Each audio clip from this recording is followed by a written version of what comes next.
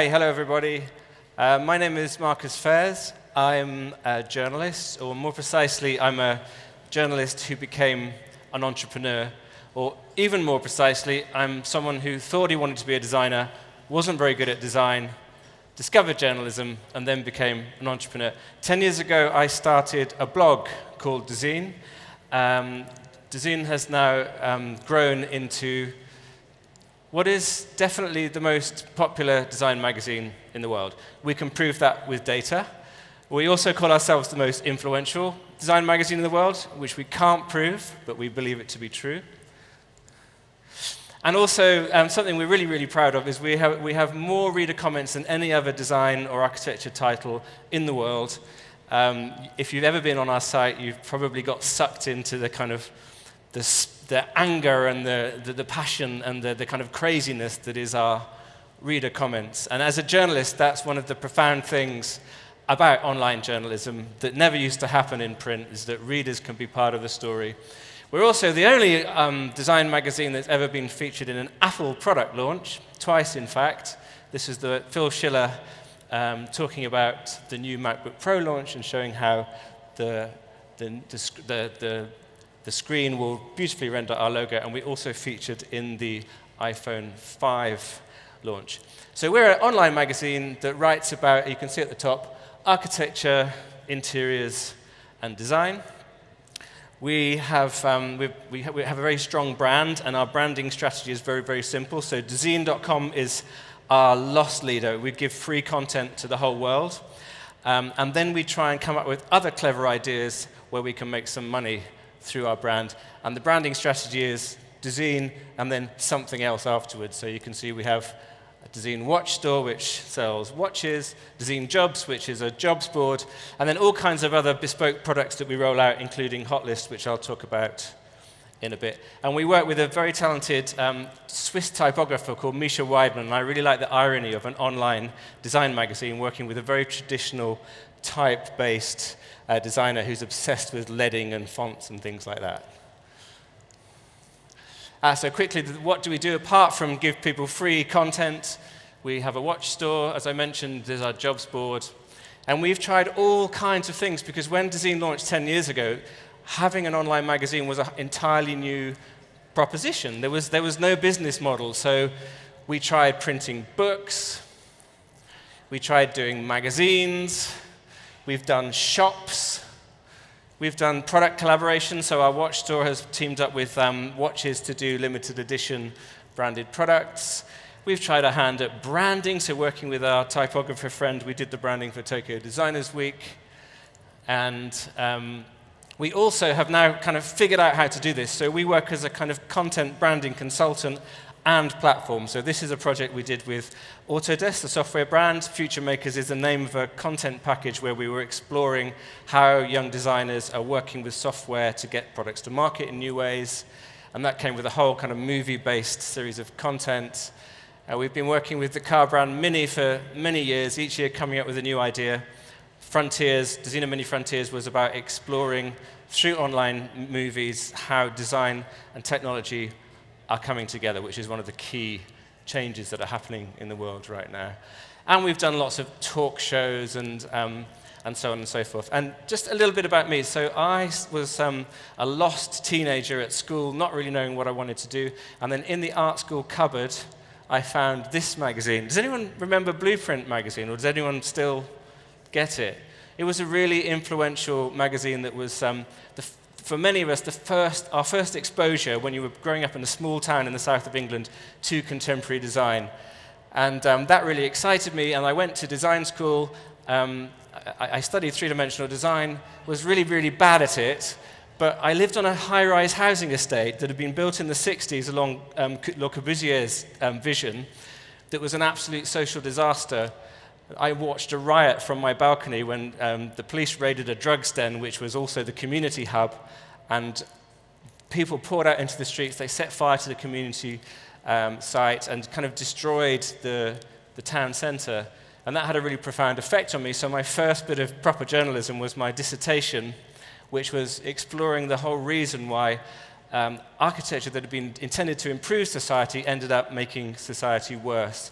and I got an A+ distinction for my dissertation, but I still got a really low-grade degree because my design work was really poor. I think the signal was really clear then that design wasn't for me, that journalism was. And I took a very, very long way to time to find my feet. My first magazine I edited was Click, an English teaching manual for like 8 and 9-year-olds. So I was writing cartoon scripts and things like that. And then I worked on some architecture weekly titles in the UK. And then I got my first lucky break and I launched a magazine called Icon. Does anyone remember Icon magazine? So this was like 13 years ago, and looking back, was about the last time when it made sense to launch a print magazine in the old-fashioned way. I then published a book called 21st Century Design. My bosses at Icon magazine got really angry with me, and 10 years ago, they fired me. So I found myself without a job, but had just discovered the internet. So 10 years ago, I started a blog. I had no idea how to start a blog. I went round to a friend's house who knew how to install WordPress, and within an hour, I was up and running. And it cost me $20 to launch Dezeen, $10 to buy the domain name, dezeen.com, and another $10 to buy the first month's hosting package. And as you can see, for a design magazine, it's spectacularly undesigned. But luckily, I had lots of friends in the design world, like Thomas Heatherwick and people like that, who were like, you're doing an online magazine, okay, let me send you all the pictures. So I immediately had like a massive head start on all the print magazines, because I was able to publish things immediately. And the first thing I did after I launched Dezeen was I bought a ticket to Miami, where the Design Miami Design Fair was taking place, and I blagged my way into a party held by the guy, Craig Robbins, who owns Design Miami in his waterfront garden. And Kanye West was there, and I started to talk to Kanye West, and he told me about how much he loved design and how he was building a new apartment in New York by Claudio Silvestrian, who's a really cool minimalist architect, and I persuaded his publicist to send me the images of his apartment. So I had a world exclusive on my little $20 blog of Kanye West's apartment, which was part of the reason why Dezeen took off. Suddenly, all of the West Coast and the East Coast hip-hop community discovered my blog, and you can see 123 comments. That was the first story that got major comments as well, because people were going, Jesus, where does the guy take his shit? They couldn't understand architectural plans. And then quickly, as we figured out that this was going to be popular, our audience was growing all the time, so the design got more sophisticated. I got this Misha, my friend, on board to help me design it, which leads us today. We just redesigned at the end of last year, and this is the latest iteration of Dezeen. And a few years ago, I did an interview with Oki Sato, who's like probably the most popular and influential product industrial designer in the world right now. And I didn't ask him this, but I really love this. So bear with me whilst I read out this little citation. I think Dezeen really changed the world, design and designers. You took away all the boundaries between the countries and the different cultures. Everyone knows everything. You design something, and then everyone knows on the other side of the world it's influencing everyone so rapidly. I think you've created this in a way. You're responsible for this. And it wasn't just Dezeen, but it was the kind of the internet allowed design culture, which had been very geographic before. Each country had its own little magazine and its own little culture to all come together as one. People might think that's a bad thing, people think it's a good thing, but it's led to this kind of global design culture and economy that we have today.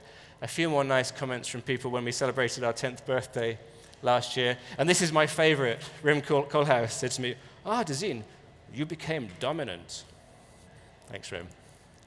So this is our office in London. Most of our team work in our London office. We have a small office in New York as well. We have 30 people altogether. Here they all are, gathering around. The BBC did a story about us, and they were all gathering around looking at it. So we have 30 human beings, and we have now one robot. We have our first robot employee, and I think this is like a really interesting sign of how the world is changing. We all know about automation might be taking away factory jobs, and automation might be taking away low-grade clerical jobs, but automation will start to take away creative jobs like journalism as well. This isn't the actual robot, by the way. It's software, and the software now, in the past we used to suggest stories to people they might want to read after they read the first story manually or through tags, and now it's all done through artificial intelligence.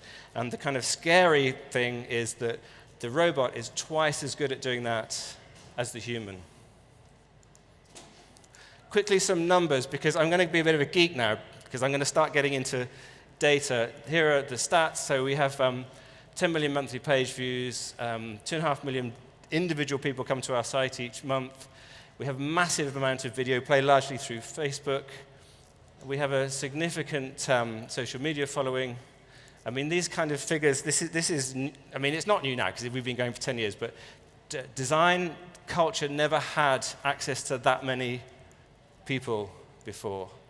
And this is the most recent phenomenon is the rise of Facebook as a video platform. So this is our video page on Facebook, and you can see here that there are movies that are getting 4, 2, 7, 1 million views. A friend of mine is a TV presenter in London, and I had dinner with him recently, and he was really proud because his latest TV series had 2 million visitors.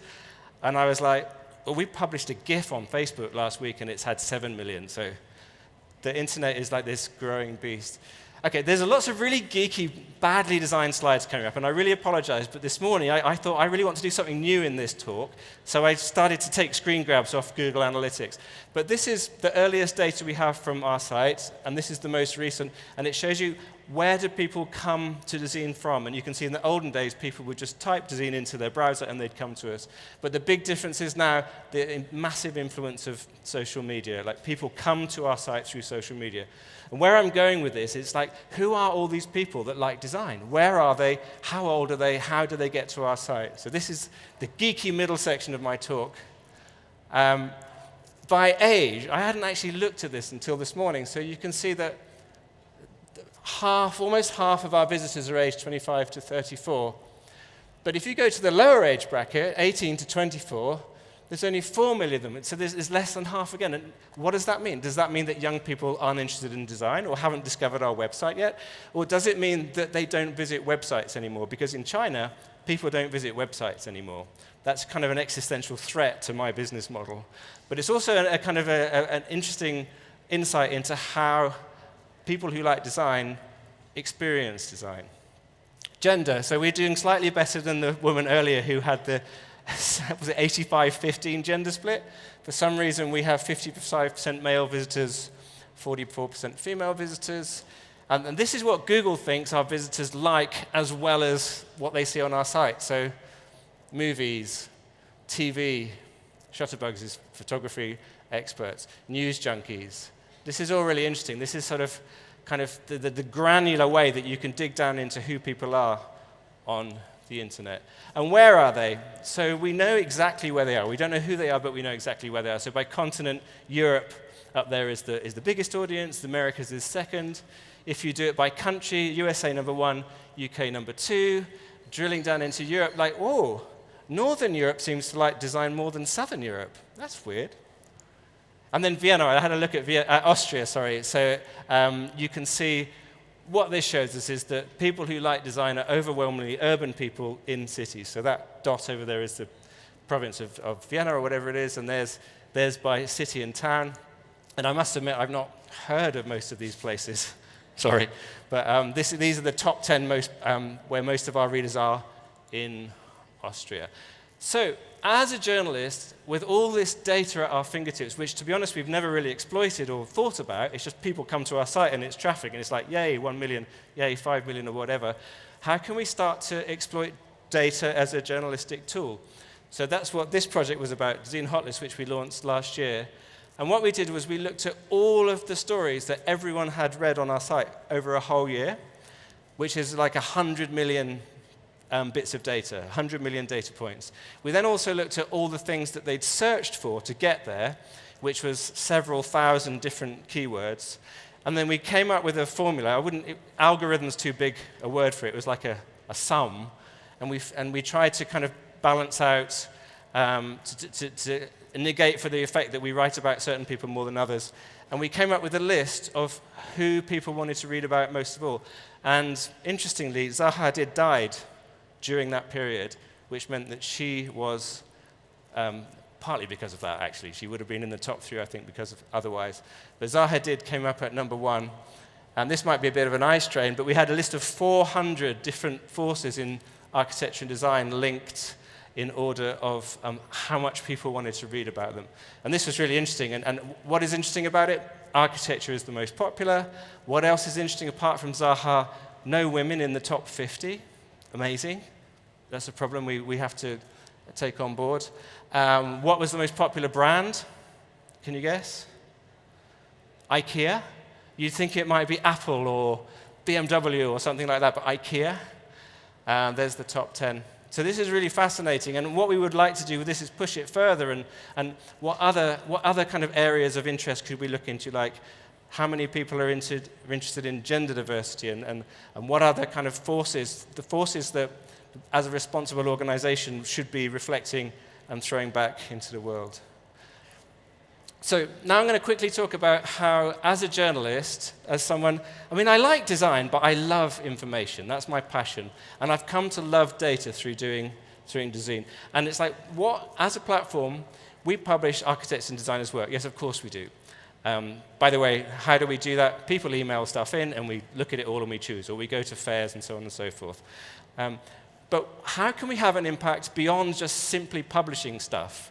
So this was an experiment we did a few years ago. We were at the Milan Furniture Fair, and lots of designers were complaining about the royalty model, which was basically you design a chair for a big brand, and you get a tiny percentage royalty. And that royalty model used to work in the olden days when there weren't many brands, and you might sell 500,000 sofas. But now there's thousands of brands, and there's an oversupply of designers, and products have very short production runs and don't sell very many, so designers weren't making a living. So basically, we just came up with a hashtag called Milan Uncut. Well, actually, we didn't. A guy called Max Fraser did. But we turned it into a brand. And people then started to use this channel to kind of crowdsource information and did interviews. And we had this massive kind of upswinging of people commenting on it. And so here are some of the other publications, individuals, some fairly well-known designers, Tom Dixon there talking about it. And the outcome of this was that organizations had seminars about it and conferences, and people wrote to the press, and it was in The Guardian, and so on and so forth. So a hashtag was able to influence some change in the real world. It's really amazing. And this was Crowdy House, which is a kind of a crowdfunding and crowdsourcing platform that designers can use to launch their products.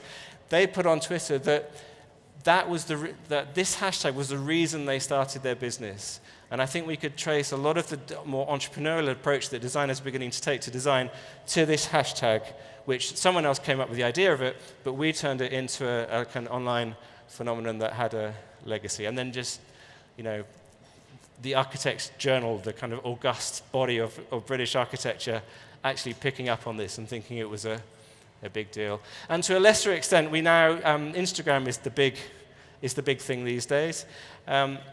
When people go to a design fair like Milan, they take pictures of everything. I mean, they carpet bomb social media with stuff. So we're thinking, how can we filter that, and how can we use that to feed back to people, so start to spot what's most popular in Milan, start to give people recommendations. We're only just getting our heads around this, but we came up with this Milanogram hashtag. So Milanogram 2017 is this year's hashtag. There are 15,000 posts using that hashtag. And our journalists were kind of pulling their hair out, trying to spot trends and feeding that back to our audience of the shows and the colors and the personalities that were the most trendy. But the next stage with that is, how can we write some software or some script that will do that for us? How can we get a robot on board that will help to pull out this kind of information and make it much more kind of rigorous? Because what I forgot to say about the hot list is we initially did the hot list, all of that sorting of 100 million data points, we did it manually. And then I met some students when I was giving a lecture at an architecture school, and they said, we think we could write a script that could do this for you. They said, how? I said, oh, that'd be amazing. They said, how long? And then they wrote the script, and they emailed it to me, and they got the same results with their script. It was just like 4 lines of code. And they said to me, how long did it take you to do it manually? And I said, 3 months. And I said, how long did it take your script to do it? And they said, 15 minutes. Oh, so where did I go? So other things that we've tried to do. So I live in Hackney. Hackney is an area of East London that has traditionally been perceived, or was traditionally perceived as being a poor area, full of crime, like racial problems, dog poo problems, a kind of a problem area. It was written off in the press as a basket case. But it was also one of the areas of London that was the hosts for the Olympic Games. Hackney is one of, I think, 3 or 4 boroughs that the Olympic site was on. We also noticed that because Hackney was poor, therefore property prices and studio prices were relatively low, it was where all the designers were. So we came up, working with the Hackney Council, we came up with a brand called Design in Hackney, and we really kind of started to talk this up. So whenever we did a story about a designer that was in Hackney, or an architect, or an artist, or a Banksy or whatever, we put this kind of brand on it. And then we mapped it, so you can see the incredible density of creativity in this area of London. And then the council invited us to do a conference, so we had a conference about it during the Olympics. And actually, the mayor of Hackney said to me after this that there were 2 things, before the Olympics, there were 2 things that did the most to change the perception of Hackney.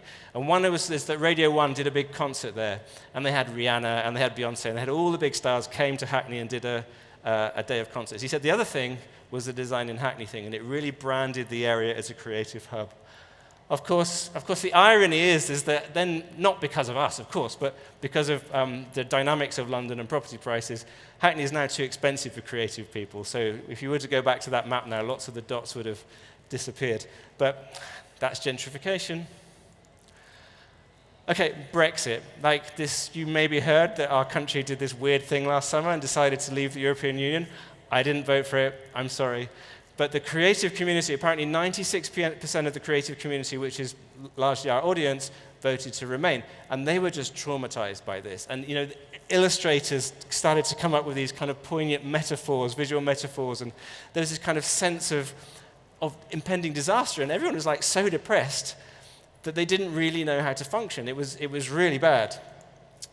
So we thought, right, how can we try and turn this into a positive? So a bunch of us got together, and we thought, let's write a manifesto, because if the UK is going to leave Europe and the predictions about how disastrous it's going to be are true, designers can really help, right? So designers will be needed more than ever to help rebuild the economy and to help brand the country and so on and so forth. So we sort of came up with the idea of doing a pact with the devil. Why don't we come up with a manifesto which says to the government, the UK government has never shown any interest in designers or architects whatsoever, say to the government that we didn't want this to happen, but we believe in our country, we believe in our city, London, we will help you come up with policies post-Brexit that will make things better for everyone. Not just better for designers, and not just better for London, but for the whole country and for everyone, because safer stations are better for everyone. More efficient libraries and better housing is better for everyone. Like, design has a power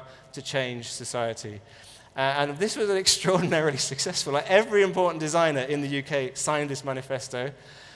Terence Conner, Richard Rogers, Thomas Heatherwick, Tom Dixon, Jasper Morris, and it goes on and on and on and on. We had like hundreds of great names signed this manifesto.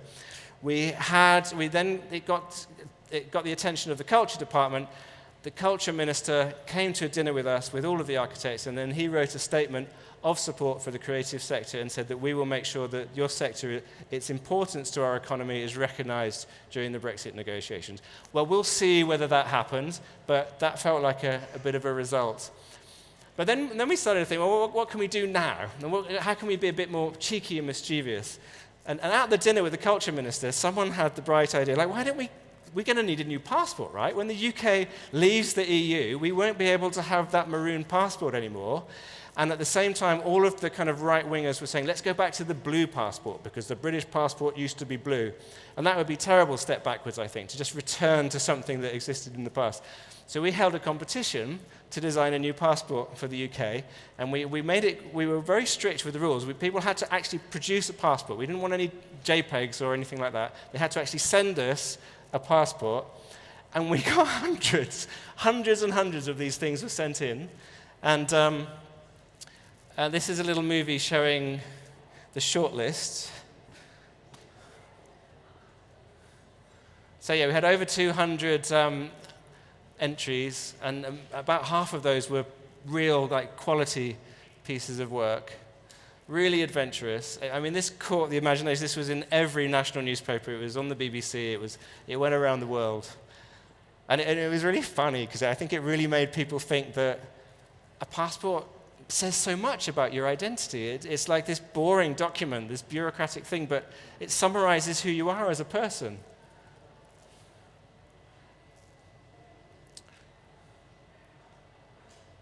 This was the funny one. So this was like the clubber's passport with a kind of iridescent cover, phrases on the inside to help British people who are terrible at foreign languages, as you probably noticed, to rebuild their friendships with foreign people after Brexit. And they're going to hang it around their neck as well so they didn't lose it. And this was a very clever one by a Dutch graphic designer who said, why stop at like breaking the UK off from Europe? Why not go super regional? Every town could have its own passport. And they generated a computer algorithm that would suck information from individual social media feeds so that each passport had individualized visa pages.